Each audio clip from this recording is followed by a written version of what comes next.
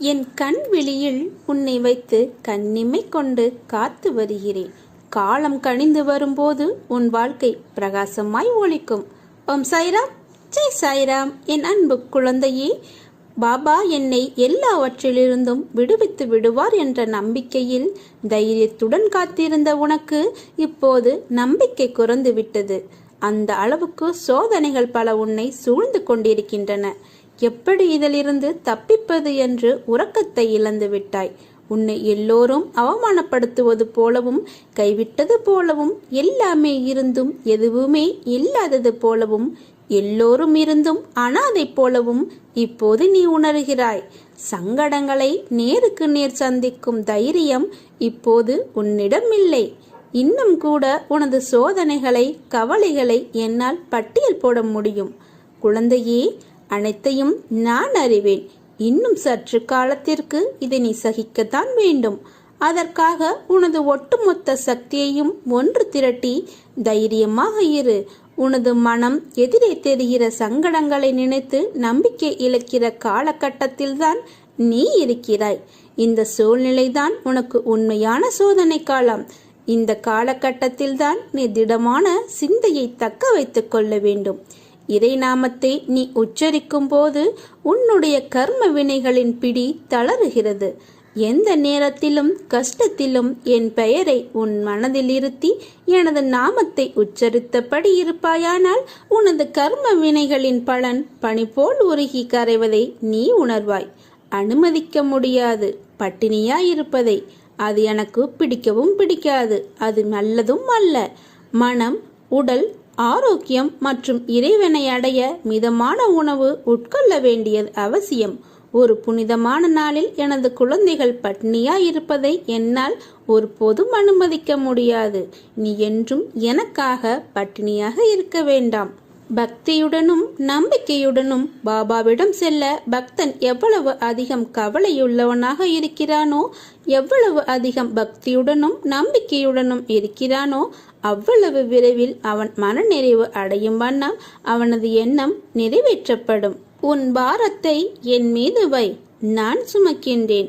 என் அன்பான குழந்தையே, அவசர காலம், அவசர கோலம் என வாழ்ந்து கொண்டிருக்கின்ற இந்த காலத்தில் எதையுமே யோசிக்கவே நேரம் கிடைப்பதில்லை. என்ன செய்யலாம் என நினைப்பதற்குள் ஏதேனும் ஒரு பிரச்சனை வந்து நம்மை கவிழ்த்து விடுகிறது. இதிலிருந்து தப்பிக்கவே முடியாதா என்ற பயம் நம்மை சூழும் போது நாம் திகைக்க ஆரம்பித்து விடுகிறோம். நீங்கள் உண்மையான சாய் பக்தராக இருந்தால் இனி அப்படி திகைக்காதீர்கள். எந்த விஷயமாக இருந்தாலும் அது அவரால் நடத்தப்படுகிறது என்பதை ஆணித்தரமாக உணர்ந்து கொள்ளுங்கள். தாயின் கருவறையில் நுழையும் முன்பு 60 மில்லியன் பேருடன் போட்டியிட்டு ஜெயித்துதான் கருமுட்டைக்குள் நாம் புகுந்து கருவாகி உருவாகி இன்று மனிதராக நடமாடி வருகிறோம். அந்த நிலையில் நமக்கு கையும் இல்லை, காலும் இல்லை, புத்தியும் இல்லை. அந்த நிலையிலேயே நம்மை ஜெயிக்க வைத்த நமது சாயி இப்போது அனைத்தும் உடையவர்களாக இருக்கிற போது நம்மை கைவிட்டு விடுவாரா என்ன? நிச்சயம் கைவிட மாட்டார். நீங்கள் எதிலும் ஜெயிக்க போவது உறுதி. அதை உறுதி செய்து கொள்ள வேண்டுமானால் உங்கள் பிரச்சனை, பாரம் எதுவாக இருந்தாலும் அவற்றை யோசிக்காமல் அவர் மீது வைத்துவிட்டு நிம்மதியாக இருங்கள். சாய் உங்களை எப்படி ஜெயிக்க வைக்கிறார் என்பதை மட்டும் நீங்கள் உற்று நோக்குங்கள். நீ எப்போது எனது பக்தனானாயோ, நீ எப்போது எனது சாய் பக்தனானாயோ, அன்று முதல் இன்று வரை யாராலும் உனக்கு தீங்கிழைக்க முடியாது. இன்று மட்டுமல்ல, என்றென்றும், இப்பிறப்பில் மட்டுமல்ல, இனி வரப்போகும் பிறவிகளிலும் உமக்கு எந்த விதமான தீங்கும் இழைக்க முடியாது. யாம் அதை பார்த்து கொள்கிறேன். தம்மை வழிபடும் ஒவ்வொரு பக்தனுக்கும் என்றென்றும் அளிக்கப்பட்ட சாயின் வாயிலிருந்து வந்த வார்த்தைகள் எது? உனது கவலைகளை எல்லாம் தூக்கி எறி. வாழ்க்கையை நம்பிக்கையோடு எதிர்த்து நில். உனது நிழலாக நான் இருக்கும்போது எதற்காகவும் நீ கலங்கக்கூடாது. பயப்படாதே. நீ கைவிடப்பட்டு பாலடைந்த நிலையில் இருந்தாலும் பயப்படாதே. உன்னில் தீபம் ஏற்றுவதற்காகவே பாபா உன்னிடம் வந்திருக்கிறேன் என்பதை நீ உறுதியாக நம்பு. நீ பிரகாசம் அடைவதும் உறுதி, மற்றவர்களை விட உயர்வதும் உறுதி. பாலடைந்த உன்னை தூக்கி பலர் போற்றும் நிலைக்கு நிச்சயம் நான் உன்னை உயர்த்துவேன். சாய்பாபா உனக்கு கொடுத்த வாக்குறுதி இது. நல்லது. பாபா மிகவும் மகா புண்ணியசாலி. அவர் தன்னுடைய புருவத்தை உயர்த்துவதாலேயே ஓட்டாண்டேயும் கோடீஸ்வரராக்கும் சக்தி பெற்றவராயிருந்தும் அவர் செய்த வேலை என்ன தெரியுமா? எவ்வளவு பெரிய சக்தியை பெற்றவராக இருந்தாலும் அவர் தனது ஜோலியை தோளில் மாட்டிக்கொண்டு வீடு வீடாக சென்றார். யாருடைய வீட்டு வாசலில் பாபா பிச்சைக்காக நின்று, ஓ மகளே, எனக்கு என் சோள ரொட்டியிலிருந்து கால் ரொட்டி கொண்டு வா என்று கரமேந்தி பிச்சை எடுத்தாரோ அவர் மகா புண்ணியசாலி. அதாவது பாபாவுக்கு யார் பிச்சை போட்டாரோ அவரே மகா புண்ணியசாலி. ஒரு கரத்தில் ஜோலியை ஏந்தி மற்றொரு கரத்தில் ஒரு தகர டப்பாவை வைத்துக்கொண்டு சில குறிப்பிட்ட இல்லங்களுக்கு மட்டும் வாடிக்கையாக செல்வார்.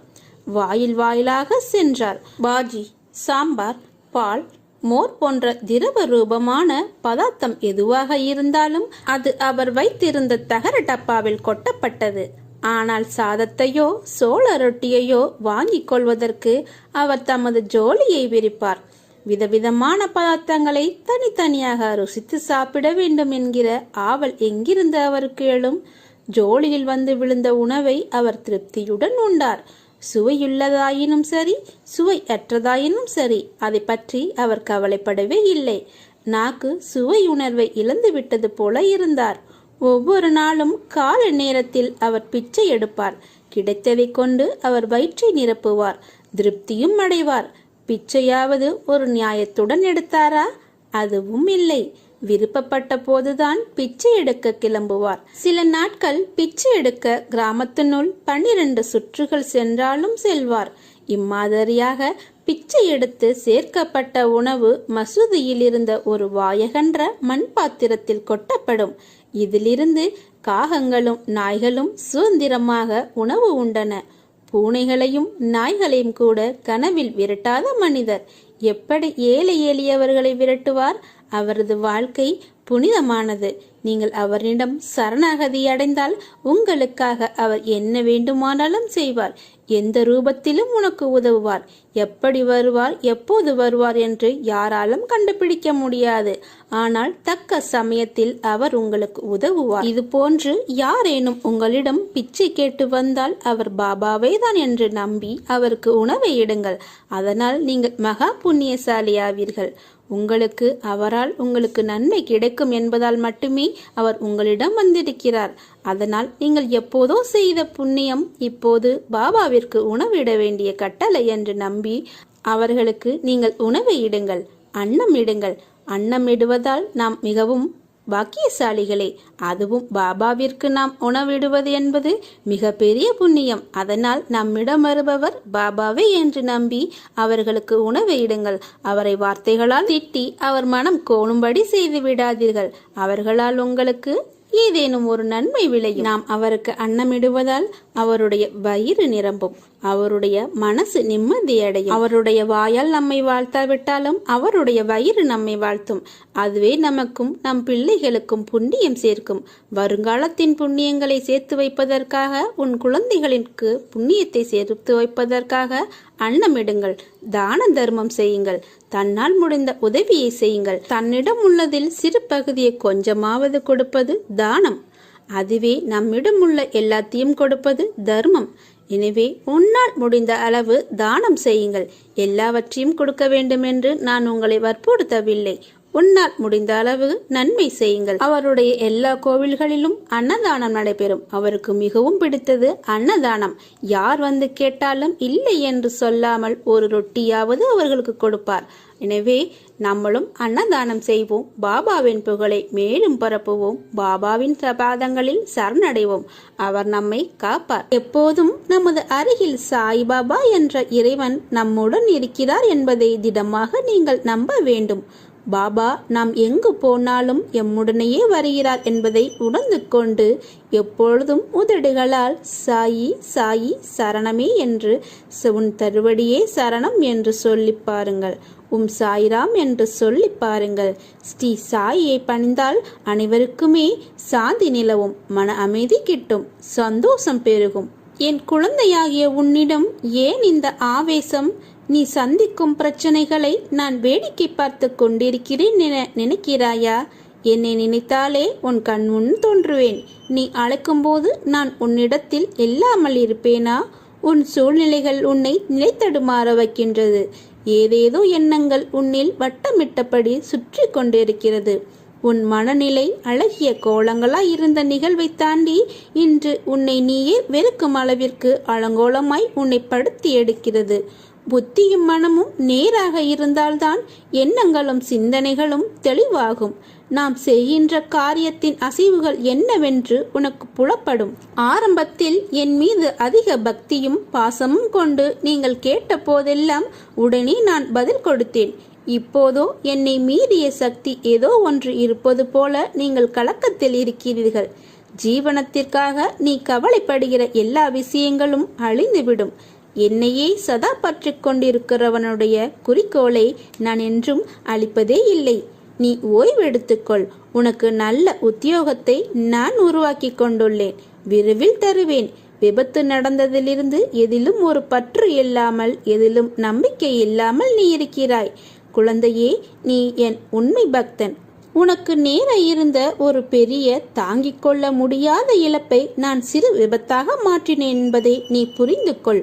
உன்னை பிறர் ஏமாற்றி விட்டார்கள் என கண்கலங்கிய போதும், உன் கடன் அடைப்படவில்லை என நீ புலம்பிய போதும், எனது ஆன்ம பலத்தால் நான் உருவாக்கிய உதியாலையே அவற்றை வரவழைத்து தருவேன் என உறுதி கொடுத்தேன். உனது பிரச்சனை என்னவாக இருந்தாலும் சரி, எவ்வளவு பெரிதாக இருந்தாலும் சரி, அவற்றை முற்றிலுமாக நான் தீர்த்து வைப்பேன். யாருடைய கண்களில் கண்ணீர் துளிகள் கசிந்து உருகி ஓடுகின்றனவோ அவர்கள் ஆத்மார்த்தமாக வேண்டுகிறார்கள். மற்றவர்கள் அந்த அவசியத்தில் இல்லை என்பதால் மேம்போக்காக வேண்டுகிறார்கள்.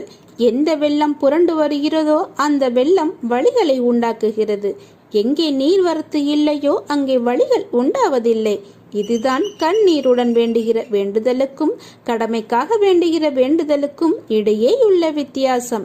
என்னிடமிருந்து பற்றி கொண்டாயே என கேட்டு அழாதே. நீ என்னை பற்றி கொண்டு என்னிடம் இருக்கிறாயே, நான் என்ன பேறு பெற்றவன் என எண்ணி அழுது என்னை போற்று. என்னை வணங்குவதற்காக பூஜை புனஸ்காரங்கள் செய்வதையும் பிறர் பாராட்ட நடந்து கொள்வதையும் தவிர்த்துவிடு. நான் இதை விரும்புவதில்லை. வெளிப்படையான ஆடம்பர வழிபாட்டுக்கு நான் முக்கியத்துவம் தருவதில்லை. காரணம், அதை செய்வதற்கான பலனை உடனே அடைந்துவிட முடியும். அதற்கு மேல் பலனை எதிர்பார்க்க முடியாது அல்லவா? ஆத்மார்த்தமாக இதயத்திற்குள் என்னை குடியேற்றி அங்கே என்னை வழிபடு. அப்போது உன் மனதும் செயலும் யாருக்கும் தெரியாது. அனைத்தும் ரகசியமாக இருப்பதால் நானும் எல்லா விஷயங்களையும் ரகசியமாகவே செய்து வருகிறேன். உண்மையான பக்தியும் உதவுகின்ற நெஞ்சமும் உன்னிடம் இருந்தால் உன்னை தேடி நானே வருவேன். பாபா யாரை எப்போது எப்படி இழுக்க வேண்டும் என திட்டமிடுகிறாரோ அதை முடிப்பதற்காக தானே முன்கூட்டி அங்கு சென்று கவனிக்கப்படாத காட்சியாளனாக அமர்ந்து விடுகிறார். அவர் அங்கே ஆண்டு கணக்கில் இருந்தாலும் நாம் அவரை அடையாளம் கண்டு கொள்வதில்லை. நமக்கு விதிக்கப்பட்ட நேரம் எப்போது வருகிறதோ அப்போது அவர் நமக்கு தென்படுகிறார். அது மட்டுமல்ல, நம்மை பக்தனாக்கி பித்தேற்றி எல்லாவற்றையும் துறந்து தன்னை மட்டுமே நினைக்கும்படியும் செய்து விடுகிறார். பாபா இம்மசூதியில் அமர்ந்து அசாத்தியம் பேச மாட்டேன். என் சொற்களை நம்பி உன் ஆர்வத்தை என்பால் திருப்பு. என் பார்வையை உன்மேல் வைப்பேன். ஆகையால் மந்திரம், தந்திரம், உபதேசங்கள் எல்லாமே வீண். என் பேச்சை கேள். விரதத்தை கைவிட்டு உணவு உட்கொள். என்னையே லட்சியமாக கொள். நீ உன்னுடைய லட்சியத்தை அடையும்படி நானே செய்கிறேன். உனது எண்ணங்கள் அனைத்துமே தவறாக நடக்கிறது. என்ன செய்வது என்று யோசிக்காத. நீ அனைத்துமே மாறும். எதிலுமே நிதானமாக யோசித்து செயல்படு. அவசரப்படாமல் செயல்படு. நிச்சயமா உனக்கு வெற்றி கிட்டும். உன் வாழ்க்கையில் நடக்கின்ற எல்லாமே உன் கர்ம வினைகளின் படிதானே நடக்கிறது. அப்படி இருக்கும்போது நீ துயரங்களை எதிர்கொண்டுதானே ஆகணும். உன் கர்ம பந்தத்திலிருந்து விருந்து விடுபட உன்னால் முடிந்த அளவு நீ பிறருக்கு நன்மை செய். உன்னிடம் உதவிக்கு வருபவர்களை நீ உதாசீனப்படுத்தாத. உன்னால் எவ்வளவு முடியுமோ அவ்வளவு உதவி செய். ஏதோ என்னால் முடிந்தது என்று சொல்லி செயல்படு. நீ இப்போது செய்யும் தான தர்மம் உன்னை இக்கட்டான சூழ்நிலையை நிச்சயமாக உன்னை கை கொடுத்து காப்பாற்றும். வாழ்க்கையில் இன்பமும் துன்பமும் அவரவர் கையில் தான் இருக்குது. அவரவர் வாழ்க்கையில் தான் இருக்குது. அவரவர் கையாளும் வகையில் தான் அவருடைய வாழ்க்கையே இருக்குது. எல்லாமே அவருடைய கையாளும் விதத்தில் தான் எல்லாமே மாறுபடும். மற்றவர்கள் எல்லாம் நிம்மதியாக சந்தோஷமாக இருக்காங்களே, நான் மட்டும் எவ்வளவு துயரங்களை எதிர்கொண்டு வந்திருக்குன்னு புலம்பாத. இன்னமும் நான் கஷ்டப்பட்டுக்கிட்டு இருக்குன்னே என் துன்பம் விடாதான்னு புலம்பாத. அது எதிர்மறை எண்ணத்தை உனக்குள்ளே கொண்டு வந்துட்டு. அதனால் அந்த எண்ணத்தை எல்லாமே விட்டுடு. உண்மை அது கிடையாது. அவரவர் வாழ்க்கையின் உள்ளே போய் பார்த்தா தான் அவங்க என்னென்ன துன்பங்களை துயரங்களை அவங்க சுமக்கிறாங்கன்னு தெரிய வரும். பொறுமையையும் நம்பிக்கையும் எந்த சூழ்நிலையும் கைவிடவே கூடாது. அதுதான் நம்மளை காப்பாற்றும். உன்னை விட்டு யார் விலகினாலும் பரவாயில்ல, கவலையப்படாத. எல்லாமே நன்மைக்குன்னு எடுத்துக்கோ.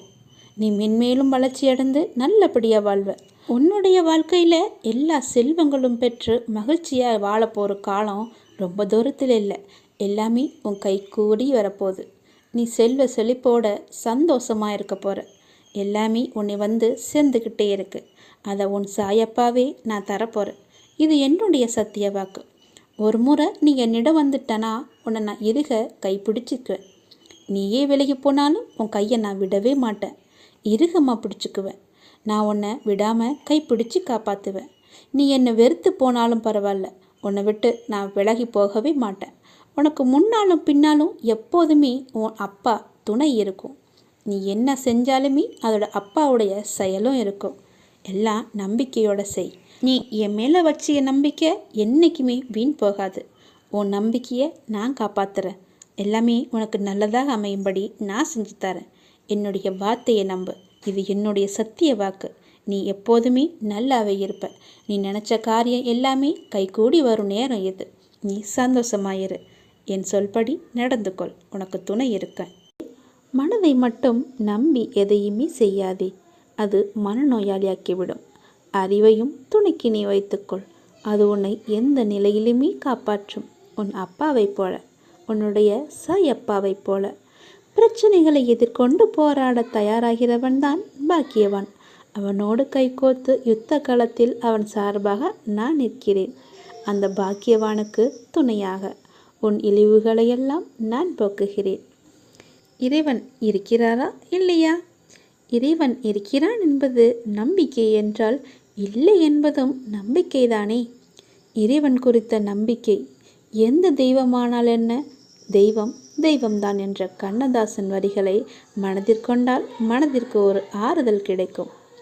தெய்வம் பார்த்து கொண்டிருக்கிறது என்ற நமக்கு பயம் வரும்.